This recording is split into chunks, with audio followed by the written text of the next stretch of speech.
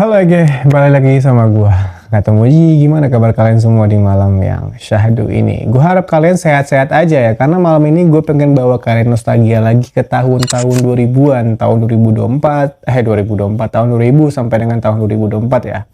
Karena gue pengen menceritakan urban legend lagi nih di anak-anak yang tahun 90-an ataupun anak-anak milenial ya, yang lebih akrabnya disapa milenial dan juga Gen X waktu itu. Urban legendnya adalah tentang boneka Uci. Siapa yang pernah nih dengar nama ini, atau bahkan siapa yang sampai sekarang masih punya boneka mirip si Uci di rumahnya dan sekarang jadi merinding sendiri.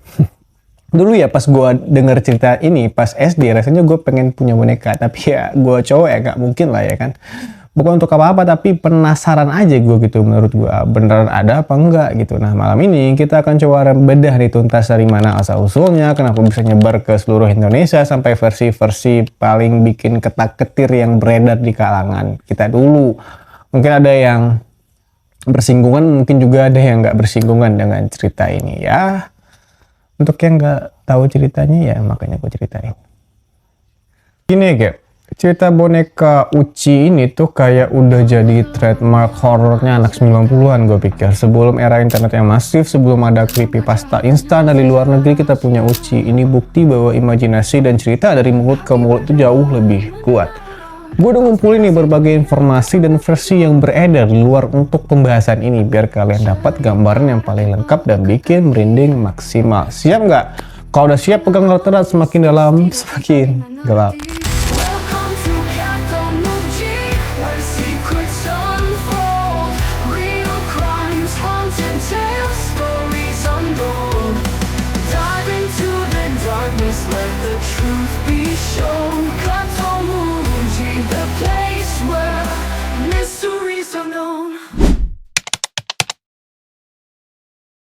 Oke, mari kita mulai dari akarnya. Meskipun boneka Uci akhirnya menyebar ke seluruh penjuru Indonesia, tapi akar kuat urban legend boneka Uci ini sangat identik dengan kota Bandung. Yap, kota kembang yang cantik itu di balik keramainya menyimpan cerita horor yang bikin anak-anak kecil dulu merinding, dan boneka Uci adalah salah satu yang paling melegenda di kalangan anak-anak 90-an di sana. Banyak yang percaya bahwa cerita ini pertama kali muncul dan menyebar di luas di lingkungan sekolah-sekolah dasar dan menengah di Bandung pada era 90-an. Dari bangku sekolah, cerita ini merambat ke lingkungan perumahan, lalu dibawa pulang oleh anak-anak yang liburan ke kampung halaman di luar Bandung, dan akhirnya menyebar bagai virus ke kota-kota lain. Ini menunjukkan betapa kuatnya kekuatan narasi lisan gitu di masa lalu. Jadi setiap kali ada yang ngomongin boneka Uci, itu udah otomatis connect sama vibes-nya Bandung di tahun 90-an. Menurut gue kayak gitu. Lalu mungkin untuk kalian yang belum pernah bersinggungan dengan si boneka Uci ini, kalian nanya nih boneka Uci itu apa gitu dan seperti apa itunya.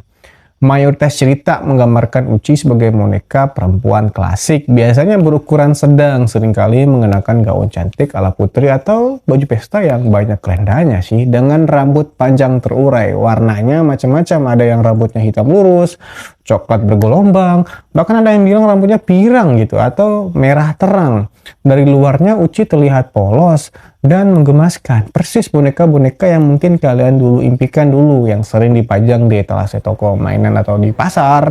Tapi di balik wajah cantiknya ya, tersimpan aura yang bisa bikin kita merasa nggak nyaman hanya dengan mendengar namanya saja.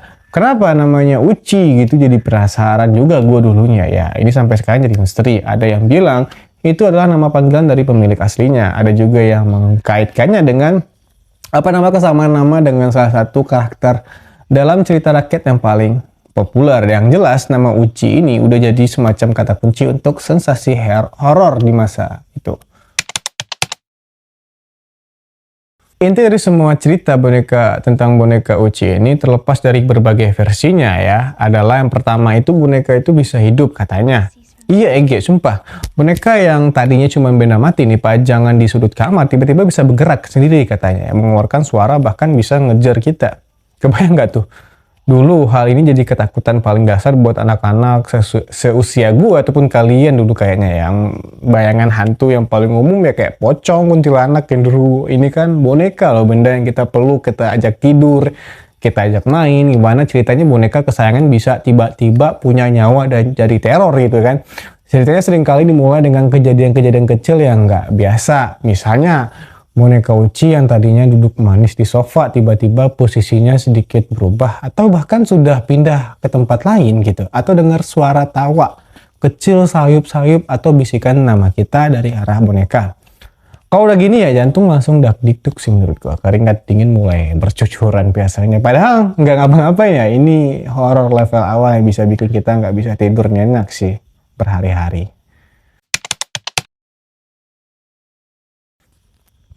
Boneka Uci ini bukan cuma satu cerita tunggal ya kayak. Namanya juga urban legend ya, makin diceritain makin banyak bumbunya, makin dramatis, makin nyebar, makin banyak versinya. Ini di beberapa yang gue denger dan bikin geger dulu ya. Yang pertama, arwah gadis kecil di balik senyuman Uci ini adalah versi yang paling klasik dan fundamental. Konon, boneka Uci adalah boneka kesayangan seorang gadis kecil yang meninggal secara tragis di Bandung. Ada yang bilang dia meninggal karena kecelakaan fatal.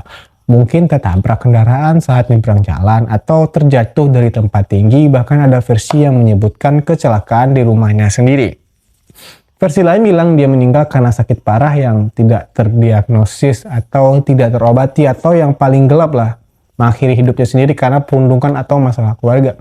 Karena saking sayangnya atau karena ada dendam dan urusan yang belum selesai di dunia, roh gadis kecil itu tidak bisa tenang dan akhirnya bersemayam di dalam boneka si Uci ini katanya. Sejak saat itu, boneka Uci bukan lagi sekedar mainan tapi wadah bagi arwah yang gelisah. Konsekuensinya jika boneka Uci tidak diperlakukan dengan baik atau bahkan dibuang di sembarangan, arwah di dalam boneka itu akan marah gitu dan dia bisa bermanifestasi dalam bentuk berpindah lokasi. Boneka yang tiba-tiba berpindah tempat sendiri ya muncul di tempat yang tidak terduga. Suara aneh, tawa kecil, bisikan, tangis, atau bahkan suara langkah kaki mungkin ya. Gangguan tidur bisa bisa juga gangguan tidur, bisa juga mimpi buruk yang berulang-ulang gitulah. Penampakan kilas. Kadang ada yang bilang sekilas bayangan anak kecil di dekat si boneka Uci itu sendiri. Yang kedua, ritual terlarang tentang pemanggilan Uci ini versi yang paling bikin penasaran tapi juga paling bikin takut karena melibatkan interaksi langsung. Konon, ada ritual atau permainan tertentu yang bisa mengaktifkan boneka Uci, alias memanggil arwah yang bersemayam di dalamnya. Ritual ini biasanya dilakukan di malam hari, di tempat sepi, dan dengan vibe yang menyeramkan gitu. Beberapa instruksi yang beredar antara lain berbicara 3 kali nih, mengucapkan nama Uci nih 3 kali di depan cermin atau di dekat boneka itu di saat tengah malam. Terus melantunkan lagu pemanggil gitu ya, menulis nama Uci di lembar kertas, lalu menyanyikan lagu-lagu anak-anak tertentu secara terbalik sambil membakar kertas tersebut. Untuk persembahannya menaruh permen atau mainan kecil di samping boneka Uci dan ditinggalkan semalaman. Kalau ritual ini berhasil, konon si Uci akan hidup, matanya bisa menyala merah, dia bisa bergerak dengan cepat, atau yang paling mengerikan nih, dia bisa mengeluarkan suara bisikan nyebut nama kita, atau bahkan meminta kita untuk menemaninya. Gue inget nih banget nih dulu waktu SD. Ada aja gitu teman-teman gue yang berani nyoba karena penasaran, termasuk gue deh. Tapi ya nggak tahu ya, apa itu beneran karena dulu pas gue cobain gue rasa nggak ada apa-apanya gitu. Tapi ada juga gitu teman-teman yang kayaknya bener-bener rasain aura mistisnya, tapi gue nggak ngerasain apa-apa. Terus besoknya dia cerita didatangin hantu gitu katanya. Ya, bisa jadi cuma ngerjain gue kali ya pas itu. Aku nggak tahu juga sih beneran atau cuma sugesti saking takutnya. Tapi efeknya kami semua jadi ikutan parno gitu. Versi yang ketiga, Uci sang pembalas dendam. Katanya versi ini lebih gelap nih dan punya pesan moral terselubung. Diceritakan bahwa Uci akan menjadi penuntut balas jika ada yang berbuat jahat kepada dirinya atau yang paling sering kepada pemilik aslinya yang meninggal. Jika ada seseorang yang mengambil, merusak, atau menghina boneka Uci atau jika ada yang melakukan kejahatan terhadap anak yang memiliki si Uci ini, maka roh di dalam boneka itu akan bangkit dan menuntut balas. Bentuk balasannya bisa berupa mimpi buruk katanya, mengganggu tidur dengan mimpi-mimpi aneh, mimpi buruk juga yang sering nakut-nakutin ataupun gangguan psikologis membuat si pelaku terus merasa diawasi, mendengar suara-suara aneh atau bahkan merasa diikuti yang berujung pada kecemasan parah dan halusinasi. Ya kayak gitulah cerita-cerita klasik gitulah tentang boneka-boneka terkutuk kayak gitu sih ya. Ada juga yang cerita yang beredar kalau boneka Uci ini adalah penyebab dari kecelakaan gitu ya kan. Tapi ini jarang banget diceritakan. Konon boneka Uci ini bisa menjadi penyebab atau tidak langsung dari berbagai kecelakaan. Baik itu kecelakaan ringan hingga yang fatal. Tapi menurut gue ya, ini bukan Uci yang tiba-tiba mendorongmu, tapi lebih ke arah gangguan psikologis ya, atau psikis sih, supranatural yang berujung pada kelalaian ataupun musibahnya ya. Contohnya distraksi mendadak dan fatal. Uci buca apa ya, katanya bisa muncul tiba-tiba di sudut pandangan mata ya, kayak shadow people sih sebenarnya itu. Gak ada, itu kayaknya kalau gue pikir dari sudut psikologis sih lebih apa sih namanya itu ya, gangguan halusinasi sih menurut gue itu. Mungkin dulu ya pas gue, jadi cerita sedikit lah ya, di saat gue mendapatkan cerita Uci ini dulu, cerita boneka horor terkutuk ini tuh dulu gue waktu itu masih SD tahun 2002 ataupun 2004 ya. Jadi cerita ini tiba-tiba aja itu udah nyebar gitu aja di kalangan kami yang notabene emang sering main malam gitu ya. Ada aja gitu teman-teman yang iseng ngobrol tentang hal-hal itu. Tapi dulunya ya gue mikirnya kalau boneka Uci itu adalah kejadian di Buaran, karena dulu gue itu tinggalnya di belakang stasiun Buaran Lama dan itu memang ada rel di situ. Gue pikirnya ada anak kecil yang ketabrak terus bonekanya nggak ketemu gitu sampai akhirnya di gentayangan gitu-gitulah dulu ya. Ternyata setelah gue kulik-kulik dan gue dewasa sekarang dan gue pengen nostalgia dengan cerita si Uci ini, ternyata jauh banget ya dari Buaran ke Bandung. Ternyata itu adalah kisah di Jalan Siliwangi Bandung, itu boneka Uci yang masih jadi ikonik sampai sekarang menurut gue. Tapi nggak tahu juga ya anak-anak sekarang apakah tahu cerita urban legend ini atau emang kayaknya ini berluas nggak sih cerita ini, atau ada kalian yang tahu ya tentang cerita ini atau enggak. Tapi gue nggak tahu juga ya apakah cerita Uci yang gue alami ini ataupun yang jadi ikonik gue di saat di Buaran dulu itu nyebar nggak sih sampai ke kalian, ataupun ada nih kalian yang dari Bandung ataupun di dalam Jalan Siliwangi yang tahu cerita ini atau memiliki kronologi yang lebih lengkap daripada gue ini, ya kalian cantumin aja di kolom komentar gue yang sepi. Biar kita sharing-sharing lah gitu tentang si Uci ini tuh gimana sih sebenarnya ceritanya. Pengen tahu banget sih cerita aslinya itu kayak mana, karena di saat sampai di Buaran juga ceritanya udah banyak versinya ya, maklum aja ya urban legend diceritain dari lisan ke lisan ya kayak gitu.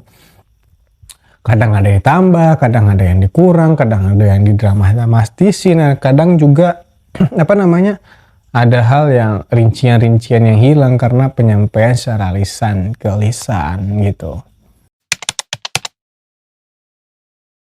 Dulu ya kalau lagi main ke rumah teman dan lihat ada boneka yang mirip boneka Uci, rasanya pengen langsung balik badan gak sih dulu ya, atau minta temennya nyembunyiin bonekanya. Bahkan ada yang saking takutnya semua boneka di rumahnya langsung disembunyiin di lemari paling atas atau di gudang. Kalian itu juga nggak? Atau cuman gue doang dapetin cerita kayak gitu? Tapi di sisi lain ya cerita boneka Uci ini juga jadi perekat sosial menurut gue. Kita punya pengalaman horor bareng, punya share trauma bareng, kita ketawa bareng, pas ada yang ngecoblosan nyebut Uci, terus semua langsung kaget. Ini jadi bagian tak terpisahkan dari masa kecil kita. Bukti bahwa imajinasi kolektif nih kita itu kuat banget. Bisa menciptakan rasa takut sekaligus nostalgia yang mendalam. Oke, untuk kalian penonton gue di sini ada yang Gen X, ada yang milenial, ataupun ada Gen Z mungkin ya.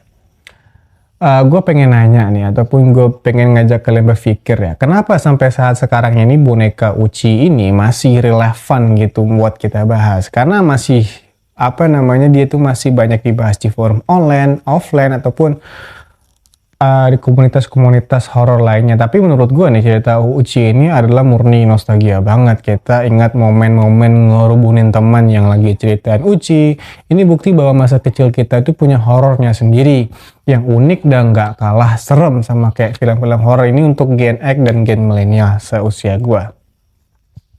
Ini juga ngingetin kita gimana zaman-zaman dulu yang belum ada televisi, belum ada radio, ataupun belum ada gadget kayak sekarang, internet kayak sekarang ini. membuat kita lebih interaktif sosial dengan orang-orang melalui lisan gitu loh kan. Nah, buat Gen Z yang mungkin gede sama creepypasta Slemander, Momo Celeng, atau cerita horor dari tweet Twitter yang visual dan instantly available, boneka Uci ini adalah retro horror yang menarik. Mungkin kalian mikir, itu mah boneka biasa gitu, kok bisa sih takut, tapi kalian harus tahu konteksnya. Di zaman itu, kita nggak punya akses internet kayak kalian yang instan gitu, buat ngecek apakah boneka Uci ini beneran atau mitos. Kita cuma punya cerita yang nyebar kayak virus tanpa sensor atau fact checking, dan itu yang bikin seru. Ini menunjukkan bagaimana cerita horror itu berevolusi. Dari yang tadinya personal, lokal, dan verbal, sekarang jadi global, digital, dan visual. Boneka Uci adalah cikal bakal dari banyak cerita horor online yang kalian nikmati sekarang. Dari Uci lah banyak dari kita belajar tentang rasa takut yang bikin penasaran dan akhirnya jadi dasar buat suka sama genre horor. Kenapa sih urban legend kayak boneka Uci ini bisa bertahan dan terus diceritakan dari generasi ke generasi? Menurut gua, ada beberapa alasan mendasar. Yang pertama, imajinasi manusia yang tak terbatas. Cerita horor selalu menarik, apalagi kalau ada elemen misteri, supranatural, dan yang paling penting, kemungkinannya nyata.